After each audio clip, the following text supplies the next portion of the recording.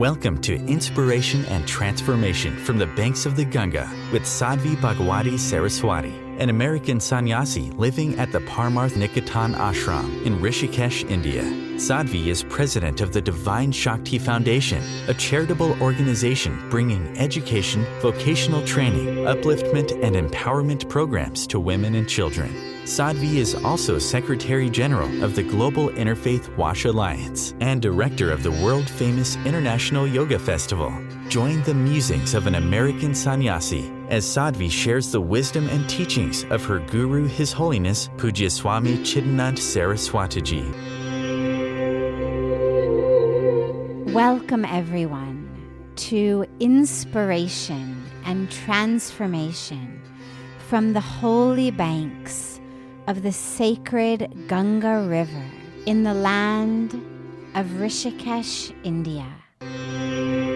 How can I overcome irrational fears? Not like fear of flying necessarily, but fear of people or fear of heights.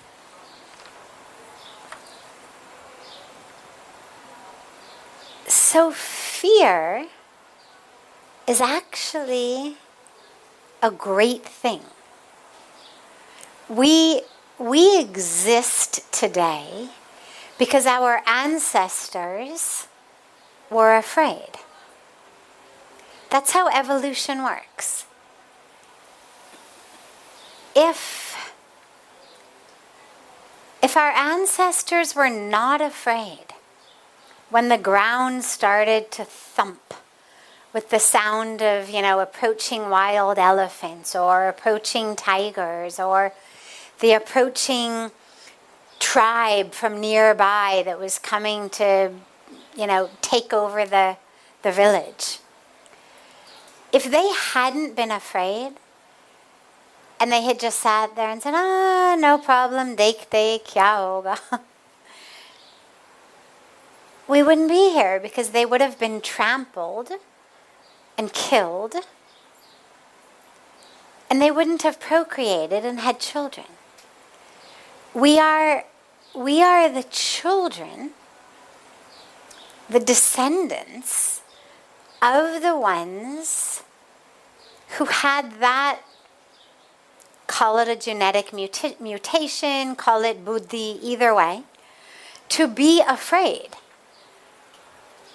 to understand that thumping of the ground was something to fear. That the sound of the roar of a tiger or a lion or whatever it was something to be afraid of. And their hearts started pumping. And they ran. Maybe they climbed trees, maybe they ran to the nearest village, maybe they got all the bows and arrows out so they would be ready to fight. But they took action out of fear. So don't try to become absolutely fearless, because the truth is, any creature that has been born has fear of dying. I mean, a mosquito, an ant, whatever it may be, they all fly a different way, they move a different way. They don't want to be snuffed out. So when we talk about being absolutely fearless, that usually tends to mean someone who really doesn't care. It's not a place of wisdom. It's a place of recklessness. So fear, don't worry about it. Except the dilemma becomes when fear paralyzes you. Or when it's fear of what we can call ego death rather than physical death. Because the examples that this questioner gave were fear of heights and fear of people. Now, fear of heights is something that is what you could consider evolutionarily advantageous, right? Our ancestors who were afraid of heights lived long enough to procreate and have babies, and hence we are here afraid of heights. The ones who were like, what's the big deal, and, dangled one foot over the edge and, did whatever the prehistoric equivalent of take a selfie on the edge of the cliff was, they didn't live long enough to procreate. Their offspring don't exist. So we are the offspring of those who were afraid of wild animals, of heights, of snakes. It's interesting, I'll give you just a little bit of psychological trivia. All of the phobias, the really paralyzing fears, right? People have fear of heights, fear of closed spaces, fear of even going out. All of the fears are fears that go back to our prehistoric time. They're going back thousands of years. Not only hundreds, but thousands of years. You cannot create a phobia of a gun, which is really interesting because guns kill a lot more people than closed spaces do. And yet, because they are so recent evolutionarily, and because our brains are still evolving so slowly, thousands and thousands of years go by before there's a marked change in the evolution of our system. So we are still afraid of things that existed thousands of years ago, heights, wild animals, snakes. But nobody's got a phobia, and you can't even create one in someone, of things like guns. So that was just your psychological trivia of the evening. But those fears are actually good. They're what's kept our ancestors and us alive. Now, if you find that it is paralyzing your life,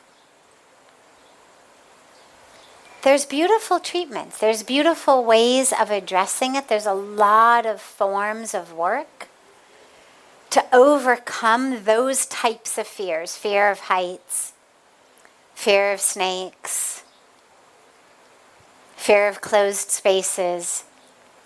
There's really very, very successful and relatively simple processes where they habituate you to something. They bring something through what you can think of as actually kind of like a meditative state. They put you into a meditative state, and they actually habituate you while you're breathing very, very deeply, very slowly. Because you can't be stressed and deep breathing at the same time. Stress causes the breath to be very short, very high up in the chest. So if you find that you've got a fear that you want to overcome, a really easy way to do it is in a very deep meditative state, allowing your breath to be really, really slow, really deep, low in the abdomen. Start bringing up images of that thing you are afraid of. And what you'll find is the moment it comes into your mind, suddenly the breath gets really fast. Keep the breath slow. Work with the breath.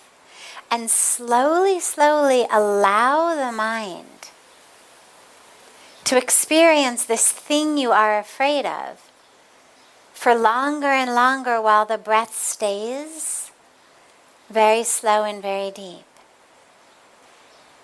And in the beginning, you'll notice you won't be able to do it very long at all. A moment, 5 seconds.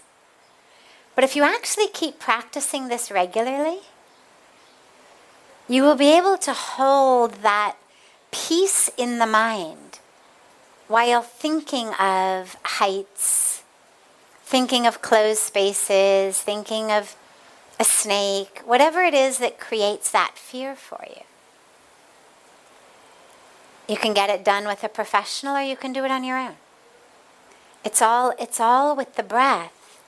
And it's all about retraining the nervous system to not react when you think about that object. And if the breath is slow, you're going to be able to overcome it. However, the questioner asked also about fear of people. And it's interesting because if you study fears, the single greatest fear of people, aside from death, single greatest fear is fear of public speaking. Which is really interesting because you would think snakes and wild elephants or wild animals at all, or heights or rushing rivers or all sorts of things like that are clearly much more dangerous. Guns. But a lot more people are afraid of public speaking than anything else. Or social situations, right? This questioner says people. Social situations, people are afraid of the school dance. Right? God, I remember in school, right? We'd have these dances and it was, exciting. Everyone was excited the dance was going to be there. But it was so incredibly anxiety producing.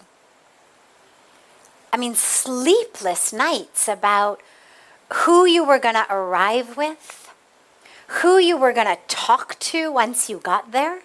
Like you needed to make sure that you had someone who you could be standing with the whole time talking to. God forbid you should be standing around without someone to talk to. So from school dances to office place situations, to presenting reports, to public speaking, to social situations, we've got all of these terrifying fears that people have that have nothing to do with our physical safety. Nothing to do evolutionarily with keeping us safe. They're actually all fear of death, but they're fear of ego death, not body death. Ego death is definitely not something we should fear. It's actually something we should move toward. Because the longer we live as a slave of the fears of our ego, the more handicapped we become. Because the thing with the ego is it gets more and more scared every day. It doesn't get better with time. It actually gets worse with time. You'll notice if you give in to the ego fears, it's just going to give you more things to fear tomorrow. It's actually just going to take your entire world and contract it and contract it and contract it. So fear of people is what you could consider ego death, right? Like they might not like me. They might make fun of me. They might laugh at me. They might not be nice to me. This is ego death. It's not even ego death, it's just ego injury. This is the work that you need to do by throwing yourself into those situations. Fear of public speaking, get up there and do it. But before you do, ask yourself, okay, worst case scenario, what's going to happen? And what you'll find if you're like most people is a voice in your head says, I will die. Then you say to it, nah, you won't. You actually won't. The ego says, yes, I will, I'm going to die of embarrassment. And you say, okay, let's imagine that your worst fears come to pass. You stand up there at the podium and you freeze. Absolute freeze. You cannot think of a word to say. Now imagine that everybody in the audience is laughing. Okay? Now while you're imagining that, allow your breath to be really slow, really deep, really calm. And what you'll realize is they're laughing. And I'm still here. Hey, I gave everyone a good laugh. That's great. I wasn't even, training to be a comedian. Okay. They hated my speech. I gave a speech. It was horrible. It flopped. Okay, imagine it. I presented something to my boss. He threw it out the window. She put it in the shredder. Okay, well, the first thing you do is you envision it allowing that breath to be really low and calm while you're in this meditative state.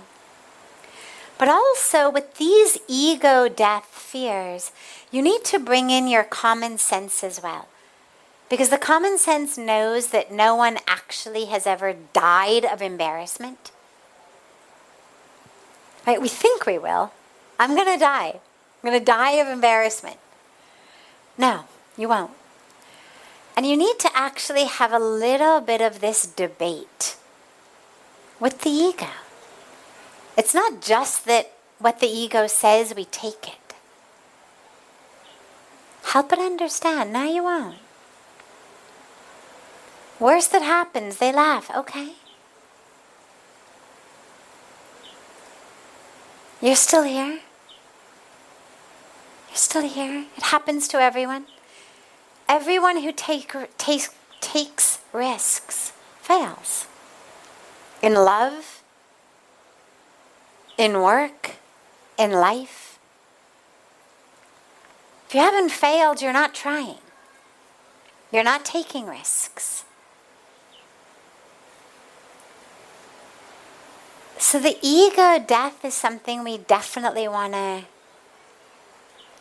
work to be free of. And the physical fears, we honor them, we respect them, we celebrate them even, they're why we're here. But if they're really, really terrifying us to the point where we cannot live, then you have that beautiful technique to free yourself of them. You're listening to OTR-FM, part of the IOM radio network.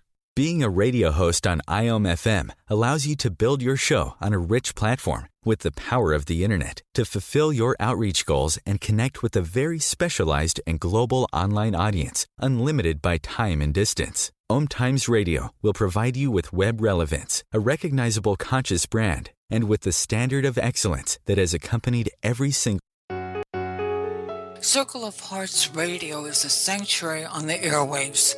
Join me, Grandmother Alaya, in the circle on Sunday, 2 p.m. Eastern as I share information to both enlighten and nourish your soul. Hi, this is Christina Ricci with RAIN. Every 2 minutes, another American is sexually assaulted. If you or someone you know has been sexually assaulted, you are not alone. Help is just a call or click away through the National Sexual Assault Hotline. Please call 1-800-656-HOPE, that's HOPE, or visit rain.org, that's RAINN.org. Brought to you by RAIN and this station. Welcome back to Inspiration and Transformation. I'm so glad to have you all back here with me. Traditionally, it's built into the culture that when women are menstruating, they are considered, it's not unclean. That's how it gets mistranslated, but it isn't that. But just that their energy is such that they should not be in the kitchen, in their husband's bed, in the temple, or engaged in religious sorts of activities. Now, when I first came to India, this troubled me a lot because it was explained to me as in it's unclean. Things like, for example, if I was sitting with Puja Swamiji, any other day of the month, I could get up, go into the kitchen, get him a glass of water, come back and give him a glass of water. On those days, I had to get up, go out, find one of the boys, tell the boy to bring him a glass of water, and I was like, this is ridiculous. Why? Normal days, if there was a pen on the table and he needed a pen, I could pick it up and hand it to him. On the days that I was menstruating, I could pick up the pen, but then I would have to put it on the table in front of him, and then he would have to pick it up, like energetically. Even though our hands never touched, I mean, a pen is long, I'm holding one end, he's grabbing the other. Nonetheless, it was as though something was... And I was 25 when I came, so first few years, I'm 25, 26, 27. And I remember so many times saying, I promise, it's not contagious. Like, trust me, really, I guarantee, not going to happen to you. And then people would say, well, you know, it's unclean.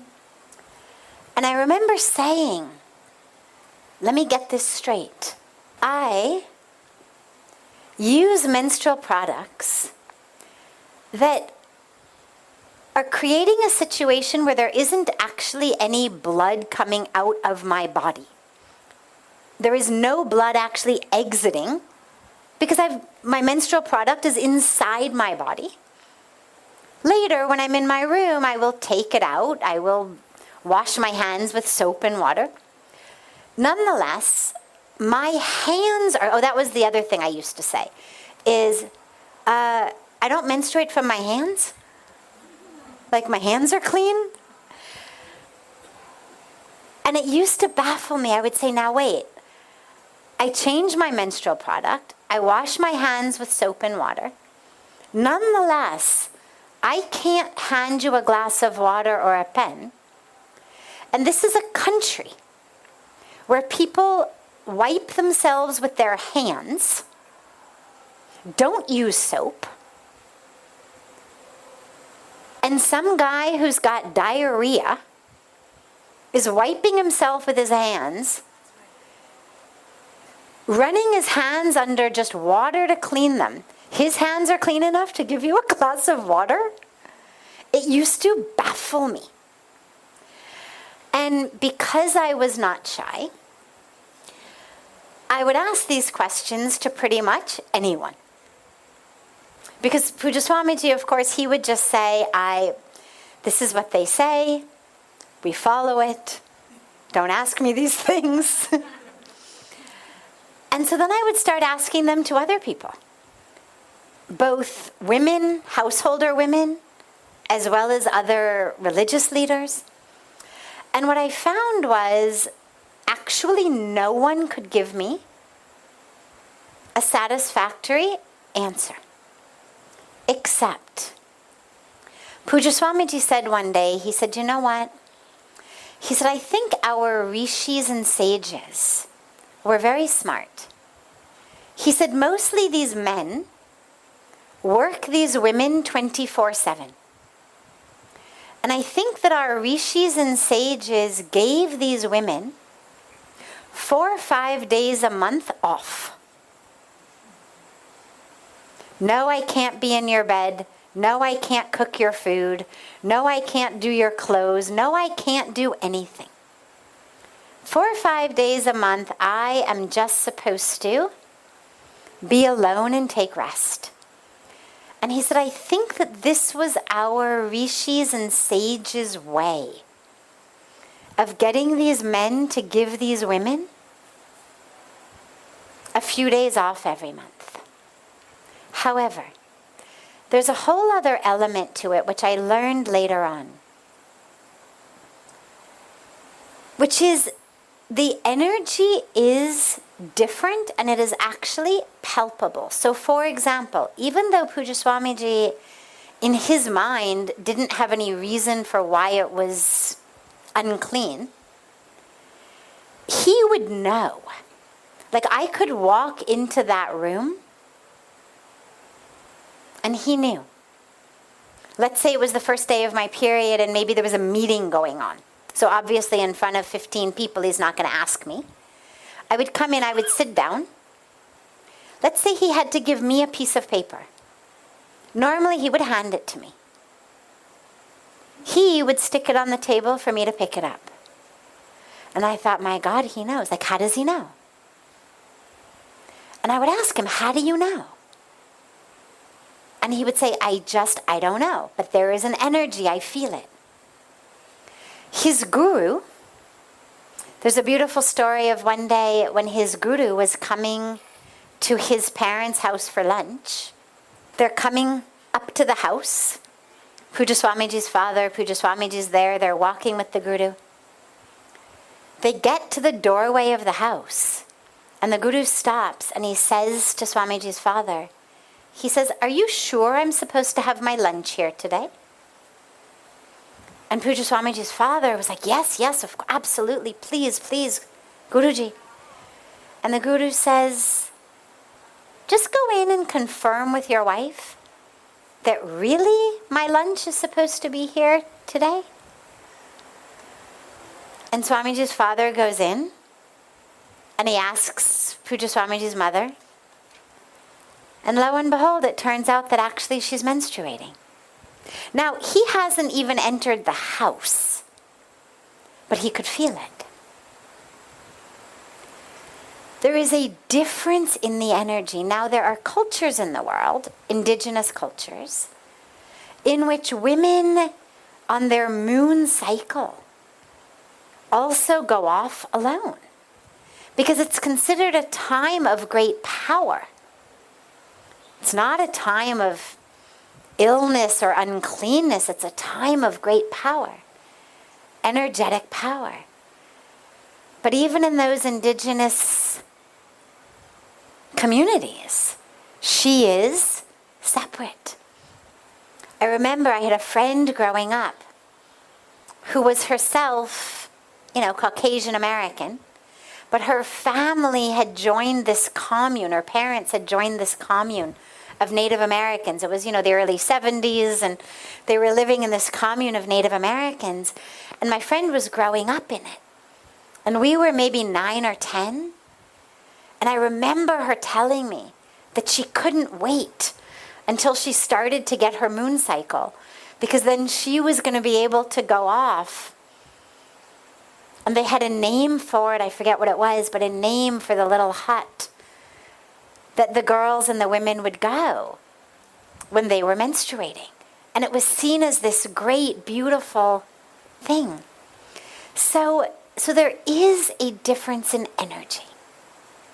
It's not unclean, it's not wrong, it's not bad. But nonetheless, by ancient cultures across the globe, it is seen as different. And it is seen as a time in which women are encouraged to go within.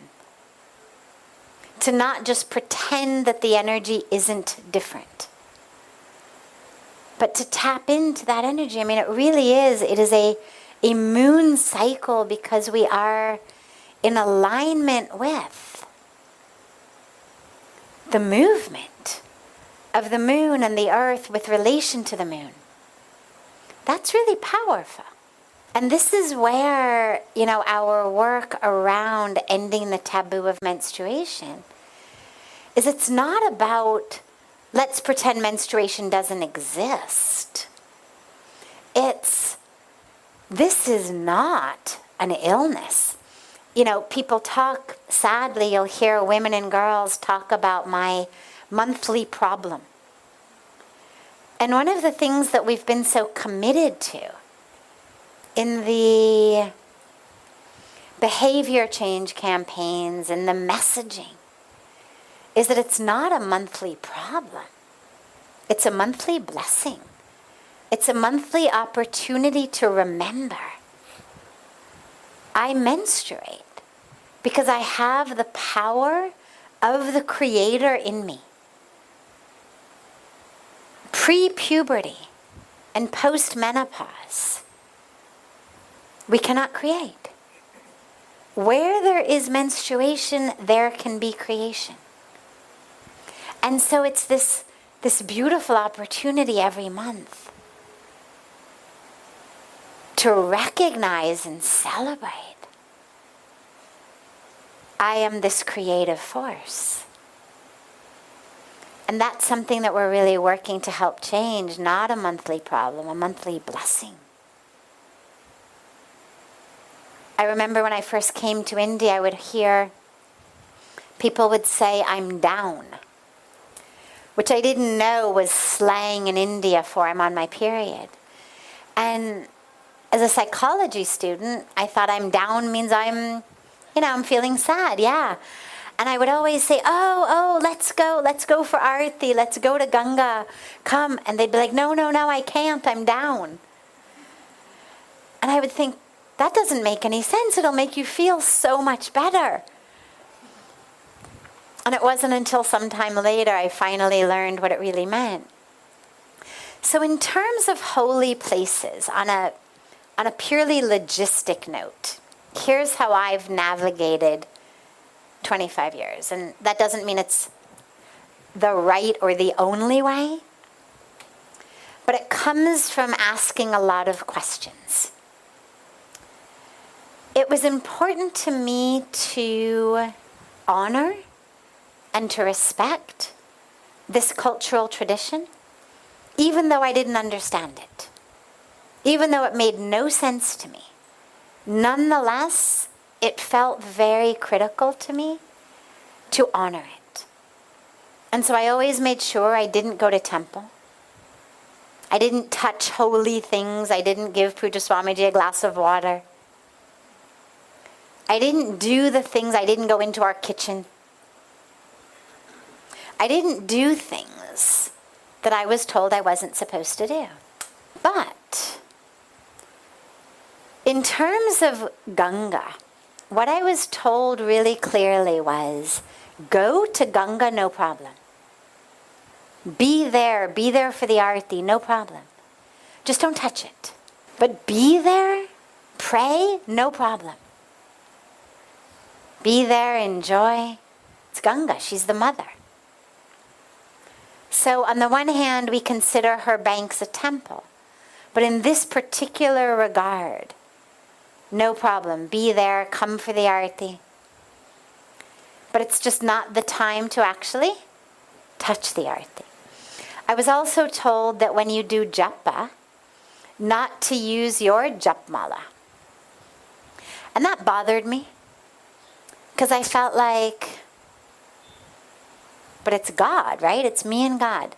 But again, I wanted to really honor it. And of course, because I didn't know, I thought, there really may be something here and I'm just not aware of it.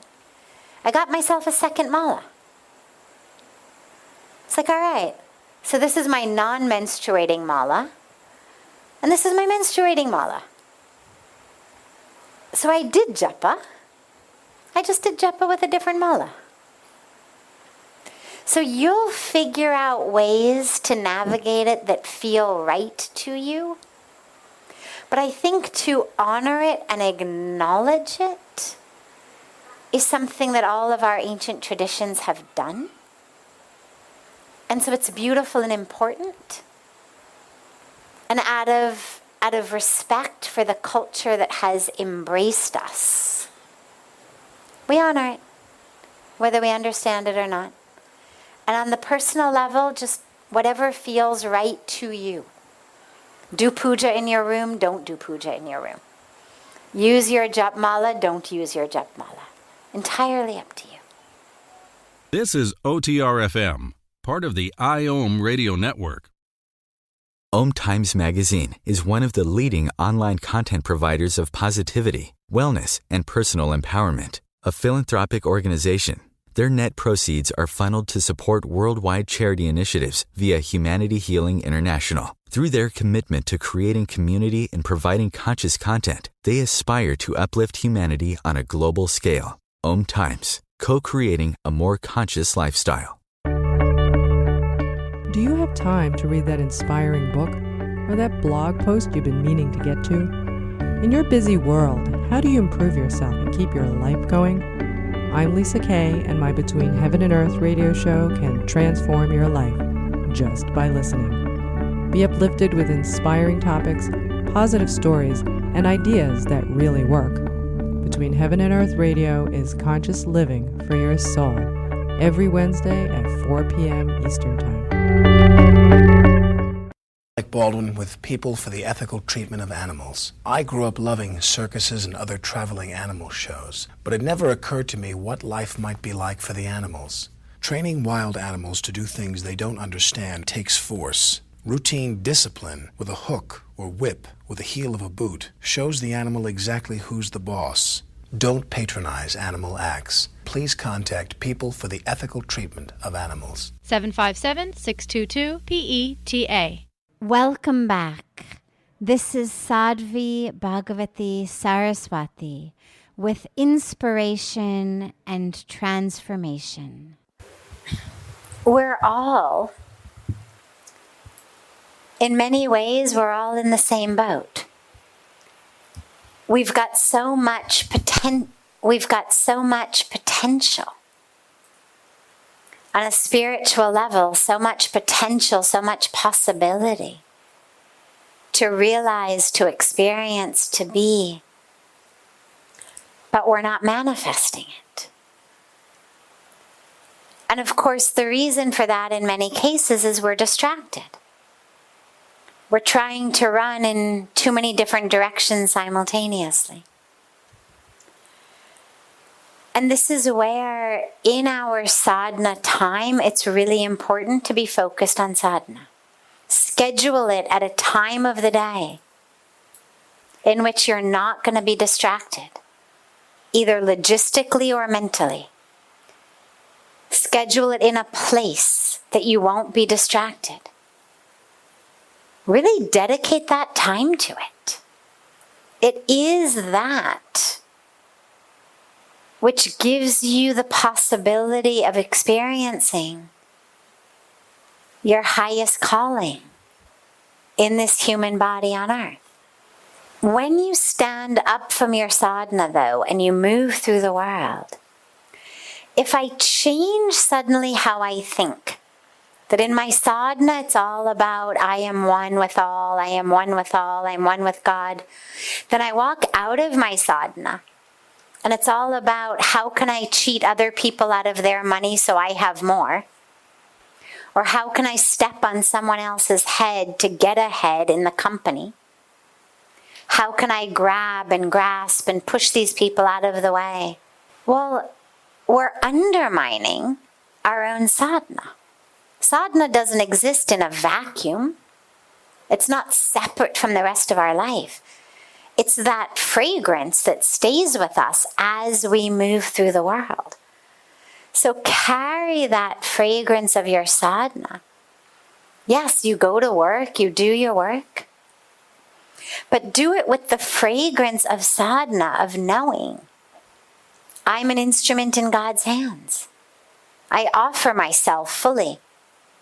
My skills, my abilities, my time, my talent, my resources, I offer them. When we do the beautiful yagna ceremony,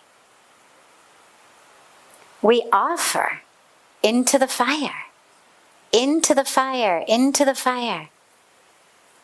It reminds us that's what our life is supposed to be. We sit in a circle around it, not in the center of the fire. And we offer into the fire. It reminds us in life, we should be the ones offering and offering and offering. When you try to be the one in the center, you get burned. Quite literally. Like trying to sit in the yagna fire.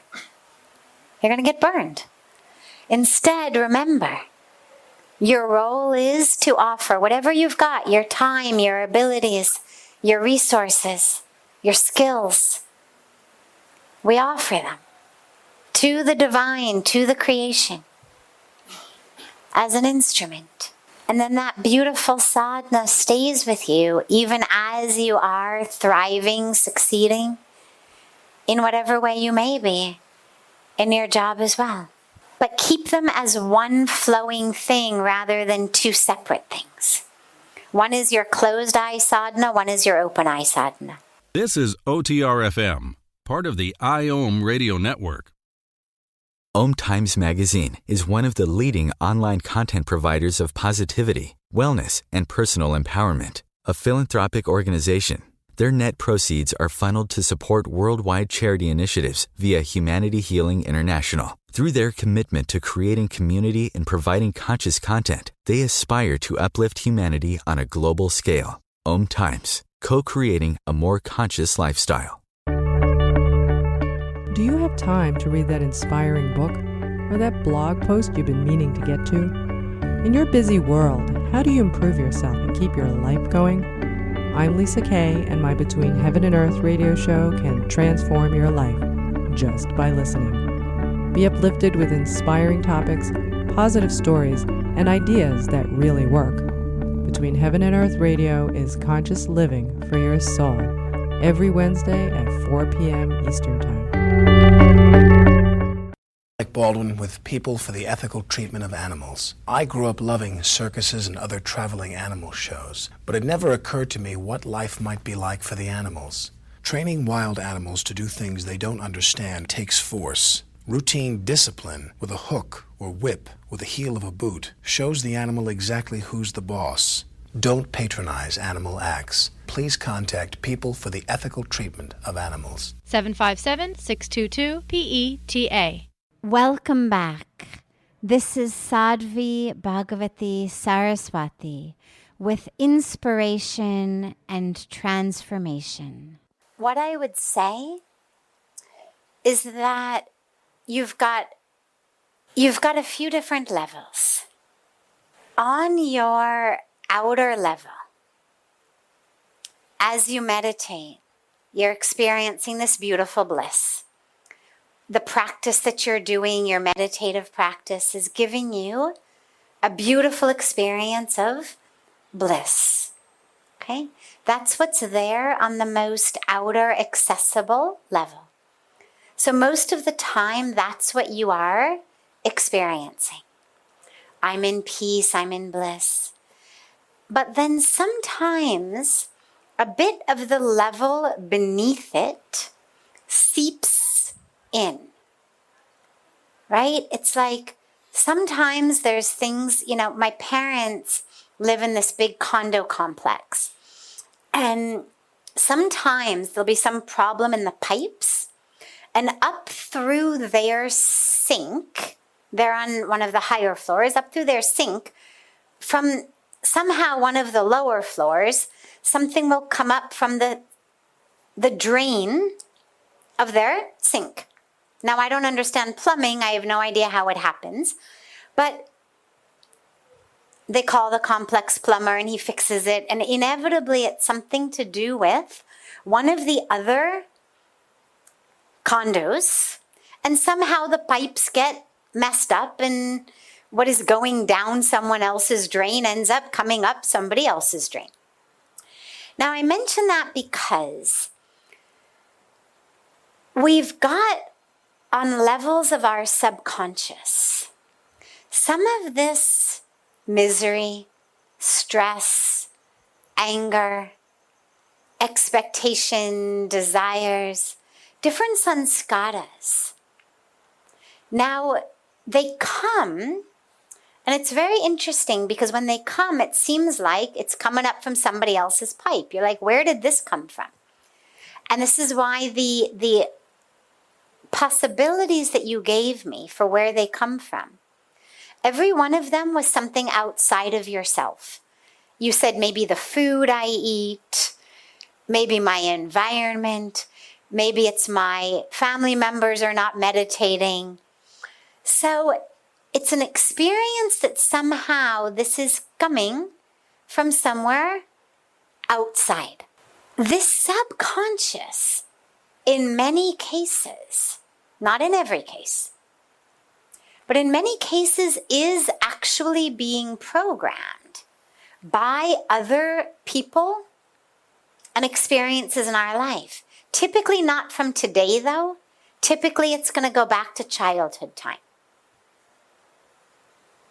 That which is happening with my family members today tends not to impact me so deeply as much as that which happened in my childhood. But a lot of these patterns seep up. But also sometimes there really is some inner deep turmoil that maybe we're not looking at because we're being told, just be blissful all the time. Right? And sadly, in the meditative spiritual community, sadness is sort of seen as a sin. It's like, oh my God, if you're sad, it means you're not spiritual.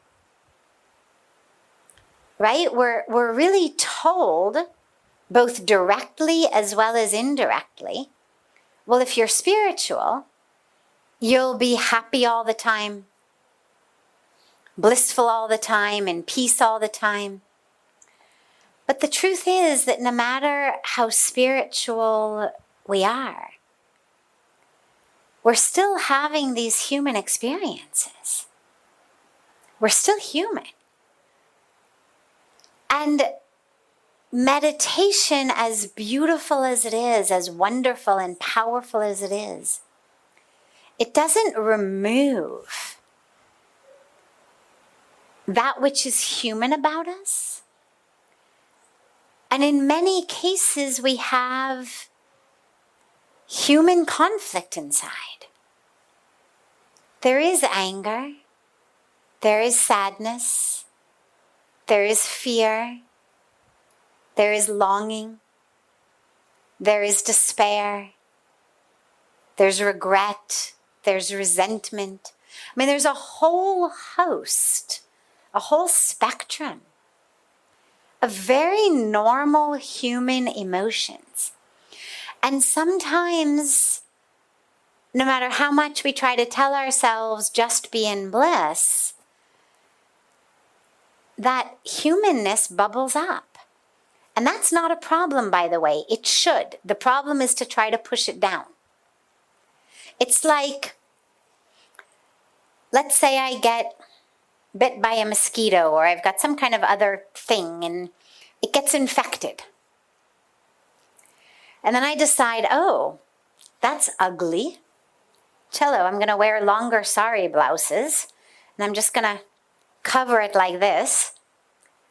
Well, that doesn't really solve the problem. It solves the problem of anybody thinking I've got an ugly thing on my arm. It solves the shudam of apke samne adyun and I've got this festering wound. But it hasn't actually done anything about the wound. And in many cases, a lot of us do this in our meditative and spiritual practices. We've got inner issues, and that's okay. It just means we've had a very human life. It means we were raised by humans who themselves were having human experiences. And it means that we've had human responses to those experiences, which have created a variety of sanskaras and patterns in us. Puja Swamiji today in the Arati was talking about the importance of everyone looking at themselves and doing their own work. And if you find that while you're meditating, experiences of stress and misery are bubbling up, it might be worth, not while you're meditating, but at another time, dedicate another time, to do some other type of inner work that isn't about freeing yourself from the mind, but that's actually maybe about looking at it. And what is that stress? What is that misery? What is it when it comes up? What does it look like? What does it feel like in your body? Where does it come from? There's a lot of places it can come from. Some of it is our own experience, our own subconscious that we need to work through. Sometimes on higher levels, we're actually just tapping into collective pain. I mean, there is a lot of pain in the world. And as our heart opens and opens and opens, there are times when you're meditating. I've had it happen and tears just start pouring down my face. And I've done so much of my inner work that I'm really very well acquainted with my own inner pain. And then there are these moments where I'm very aware, this is not my pain. This is not my this lifetime drama stuff. This is actually stemming from this incredibly beautiful experience of connection with the universe. And in the universe, there's pain. And yeah, sometimes it seeps through us on a consciousness level. And you're crying tears that aren't even your tears. I mean, you're literally sort of crying the tears of people in Ukraine, or the tears of people who are starving in Africa. So there's a lot of reasons that this stuff could bubble up inside of you, but there's no way to know where it comes from until you look at it. And so what I would say is, if it's there for a reason. Whether it's your own inner work you need to do, whether it's just a beautiful experience of connecting with the universe in presence, in joy and in sorrow, whatever it may be, but look at it. It's your own psyche. Enjoy the humanness of your journey sometimes as well. This brings to a close this hour of inspiration and transformation. Thank you so much for joining me. I'm so glad to be together with you all each week, and I look forward to being together again next Thursday, same time, on OMTimes Radio.